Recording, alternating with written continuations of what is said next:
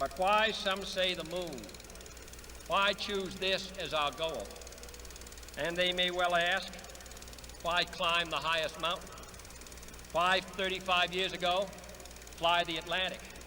Why does Rice play Texas? We choose to go to the moon. We choose to go to the moon.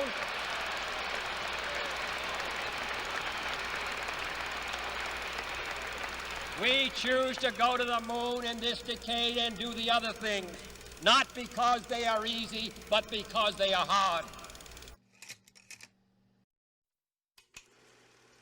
I'm going to step off the limb now.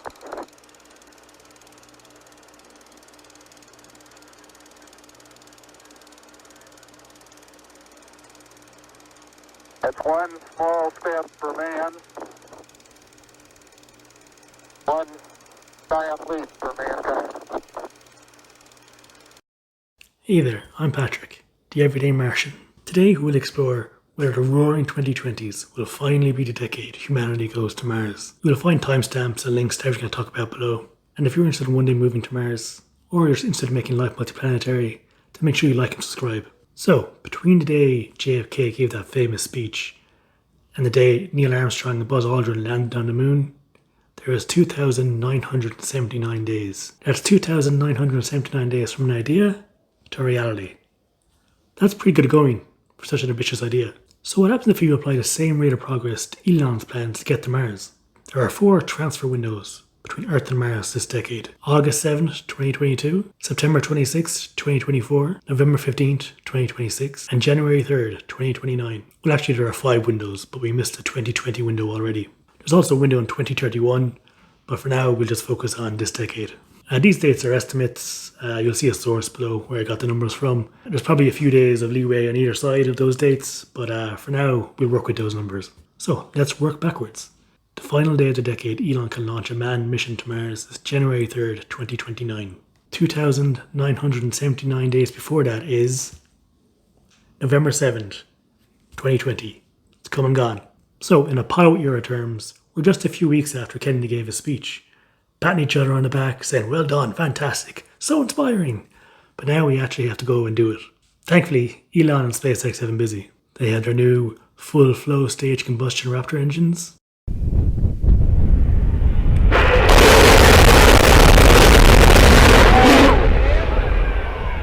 which are awesome, and they are already testing numerous serial numbers of their starships.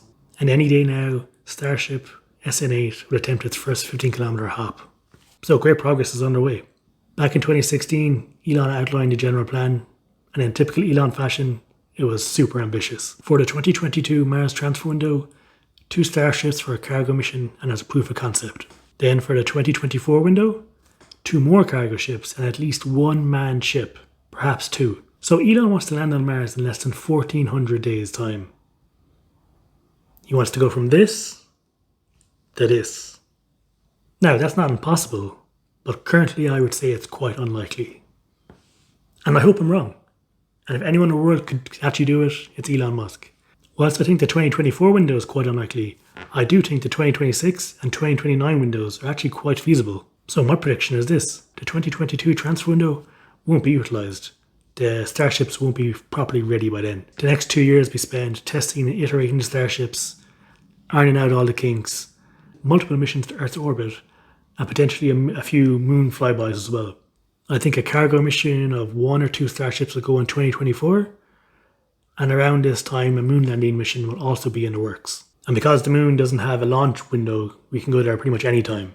The ideal scenario would be to land on the moon before the cargo mission and use the learnings from that mission to feed in back into the Starship design. But time-wise, that can be cutting it pretty close. So it depends on how finalised the designs are at that point. So doing a moon landing before would be ideal, but they could also launch the cargo missions to Mars, and in the 6 months or so it's in transit, then land on the moon. If that cargo mission is successful, then boom. The next transfer window to be a manned spaceflight.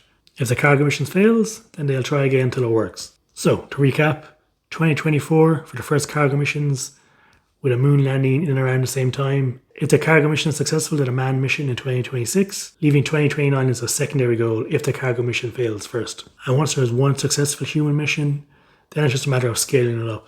More ships, more passengers. I would say for the first 10 years at least, it'd be too expensive for the average person to go. The majority of the passengers would be sponsored by governments or military or large corporations to conduct research, that type of thing. Eventually, though, the cost would come down and the average person like you or me could get there eventually. So, yes, I do think the roaring 2020s will be the decade humanity finally goes to Mars. What do you think? Am I crazy? Is Elon Musk mad? How much would you pay for a ticket to Mars? Let me know in the comments below. And if you enjoyed this video, make sure you like and subscribe. Thanks for watching.